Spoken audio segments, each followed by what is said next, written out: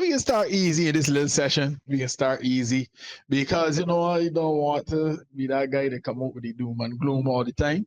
But we can get some gloom and doom by the end of the day. Things getting dread, right? Not only here in Barbados, but the world over. Things getting dread. And now there's this new delay. A new sex for rent agreement has recently become popular in Canada. Sex for rent. Yeah. All right. And this is from Milo Pax, they say. And it reads, the dark side of Canada's housing crisis. As Canada's housing crisis deepens, a disturbing trend is spreading. Sex for rent. You can insert my guy from Coming to America there. Your rent's due, motherfucker! With skyrocketing rents and limited affordable housing, some landlords are exploiting vulnerable tenants, demanding sexual favors in exchange for a place to live.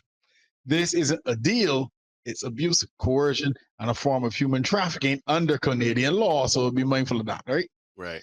Many of the victims are young women and international students with nowhere else to turn.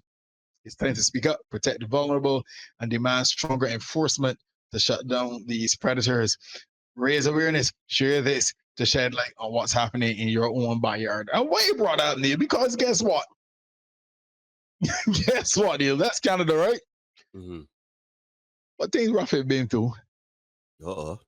Things rough have been through. And you and I both know we've covered several stories, people find themselves in situations like this. And as I say, young women in particular find themselves in situations like this. And, there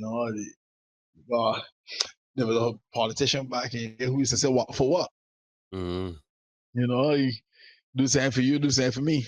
Mm-hmm. Wait, it's Captain. So is this something for something? Something for something. Something for something. That was the name of the game back in the day. And I can't say back in the day because it's happening as far away as Canada, right? It makes you wonder, Neil, because who the city victims are? Young women. Mm-hmm. And we tend to tell our young women these days, be strong, independent, don't need no man, that kind of thing. That's the kind of situation that we're pushing. But then we see situations like this. Mm-hmm. So where do we go, Neil? Do we say strong and independent is the way to go? Or do we say, maybe interdependence? Finding a partner, building with a partner, working with a partner to make the thing work. Mm-hmm. Is that really the way to go? What are your thoughts, my brother? Well, I find it interesting, right? I'll tell you this. I don't think there's anything wrong with being strong and independent if you have to. It shouldn't be your default, though. Because when you're strong and independent, you're in survival mode. A lot of people see men being strong and independent, right? And a lot of women would want to aspire to have the rights and privileges of men within that framework and that regard. What they don't see is the struggles of being strong and independent and alone and taking care of everything by yourself. What I would say is the feminist movement has been warped into something now that indoctrinates women into a way of thinking and a perspective that will always leave them broken, alone, dare I say, afraid.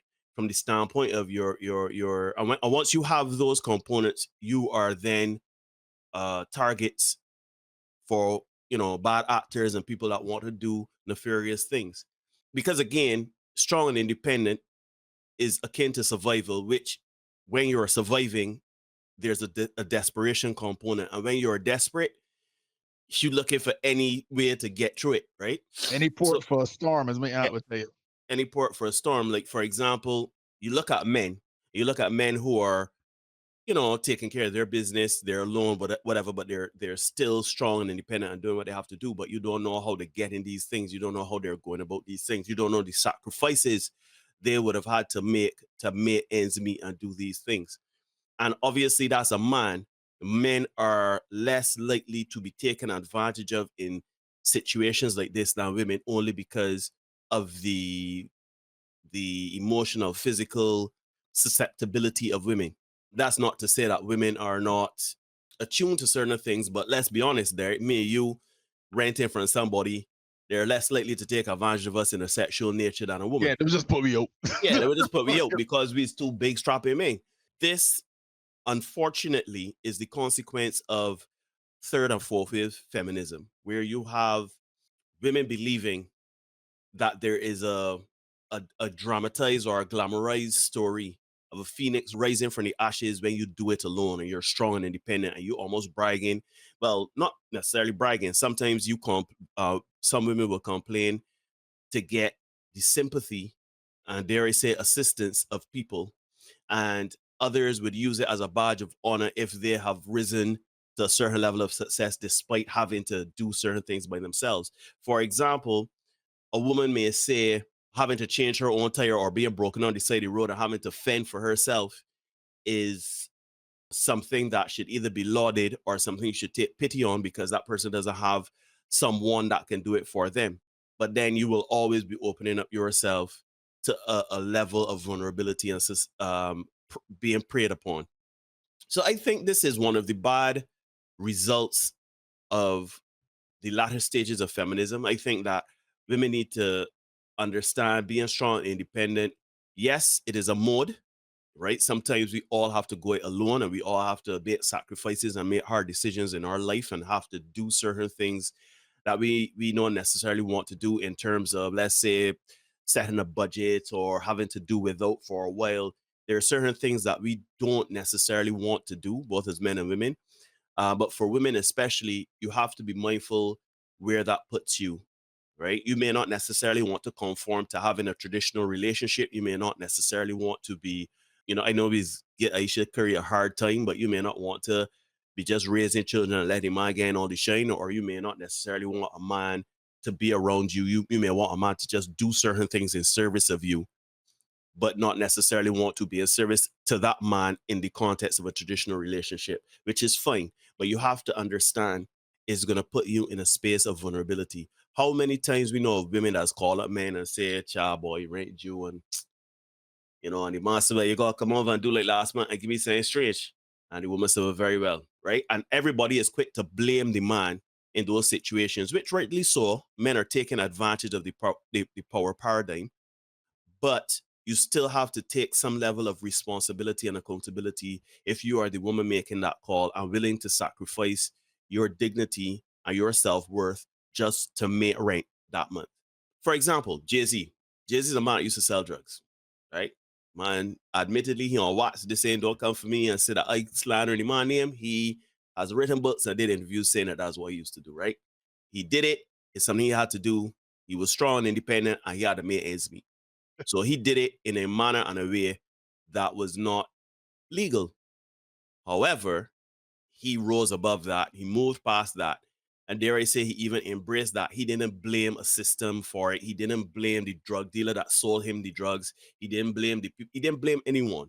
He said, look, it was the 80s, times are hard. I had to do what I had to do. These were my dreams and aspirations. So I had to run my life a certain sort of way.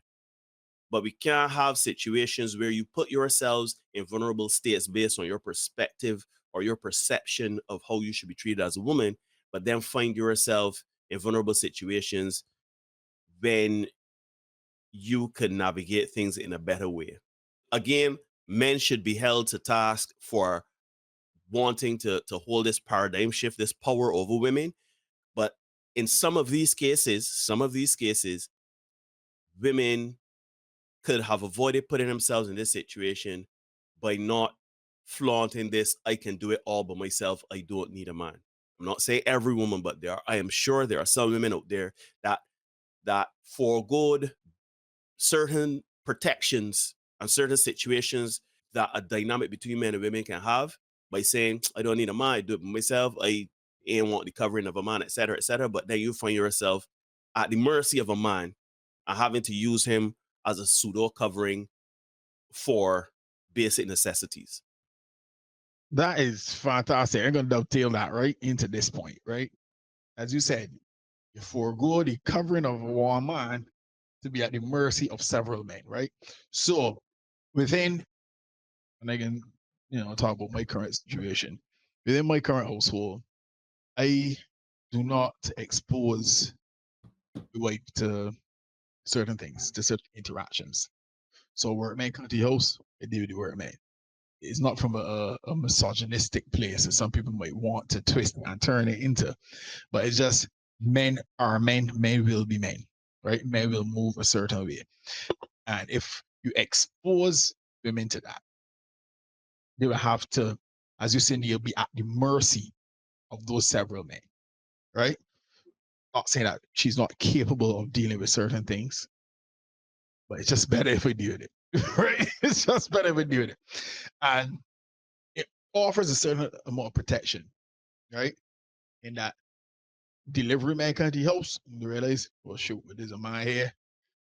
All right, I can't get out of the pocket here. Men are who they are. Men will get out of the pocket regardless, but they're less likely to do that if I am there presenting myself, right, as a covering. So you can decide on the one hand, as you said, this is not a blanket thing that, all women are in this situation, because the article did say that some of them are students, right? International students who, the funds run short, or they got the funds for certain things, the funds still got spending in the education. So they can't spend in certain things, right? You got to eat, you got to pay tuition. Right now is another story, right? And nobody don't want to live in a rat trap. So you want accommodations that, livable. Nobody want to live in squalor. But the same token, no, there are other people who are saying, like strong an event. I tell you a story all the time about the girl who said she didn't want to help lift in the cooler. She didn't need help from the man. She did 10, 11, right? It is easier, it is better to come under the covering and protection of one than to expose yourself to kneel, as you say, to the mercy of several. So imagine in this house, a plumber come, that's a man. The wife go into that he as one, right? The carpenter come, that's another man. I ain't know nothing about Kara, so she got to interact with a mechanic man. That's 3 men. You see the pattern, right? You see the pattern. So we men have to be able to step in and lead and cover and protect on a certain level. And it will be wise. Let me say that way. It will be wise for women to consider making the necessary adjustments to bring themselves under the covering of such a man. Now, here's the thing. Life is what it is. Life is going to be fast. Life's going to real fast. The great equalizer, boy. You don't want a man till you can't break down. Fast. Right? You hit in a pothole, you go too fast. So all of a sudden, you got call a man that can't help you. You want a delivery man, a wrecker? Who driving the truck? Who driving the truck? More likely a man. It is easier to call your husband and say, yeah, hubby. And I know everybody want married, right? So let me say you call hubby, you call common law hubby, long time boyfriend, whatever you want to call it. But you got that cover, that protection. So that's why I'm saying, ladies, gents, get together. That's what this channel pushing these days. We pushing getting together. No, having said that, you do not get together with nobody that ain't on your program. No, it's going to give you man the warning all the time. Because there are people out there who will take advantage of the fact that you want to provide and cover somebody. Right? We had this conversation in another chat, must be about an hour ago. That men tend to be very willing to give, to share and stuff like that. And there are women who will take advantage of that. Men give you all, but for people who can give you back something. Right? Don't just don't be the workhorse in the relationship and get no reward. Right? But anyhow, that was a short one to get me kick off, because the next one gonna be rough. So like, share, comment, subscribe, hit the notification bell to ensure you don't miss any content we got coming for you. We get you guys again soon. Peace. The contaminated environment in the tutus about that.